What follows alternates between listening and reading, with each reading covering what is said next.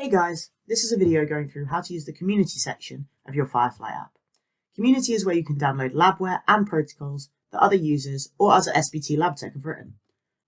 On the left hand side of the screen, you'll need to navigate to the community section of the software. Let's have a look at the labware page. Here will be displayed all the current labware that has already been calibrated for use with the Firefly.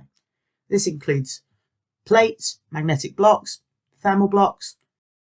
You can use the search function or the filters to locate the specific plate you wish to use. In this case, I'm going to add a Griner plate. And I'm going to add a 96 well plate. There's the plate I'm looking for. Now I've found the plate I wish to add, I'm going to download it by clicking on the download icon in the bottom right. This will then read as installed and will be installed for you to use on your Firefly software. Let's have a look at the protocols page now. Here will be displayed all the current protocols that have already been written for use with the Firefly. You can use the search function or filters to locate the specific protocol you wish to use.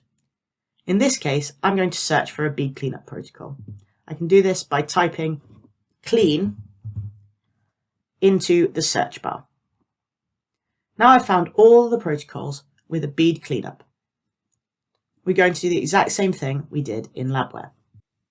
Click the download button. Now here is where it's slightly different to the labware. Downloading a protocol allows you to save the protocol on either your computer or the cloud, just like with a protocol you've designed from scratch.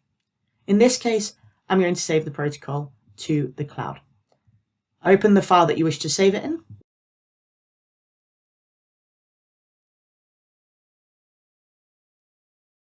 And choose the name you wish to save it under.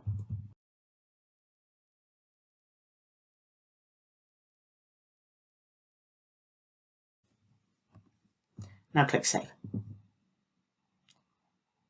That protocol will then be available for you to open and use in order to write your own protocols or to run as it is.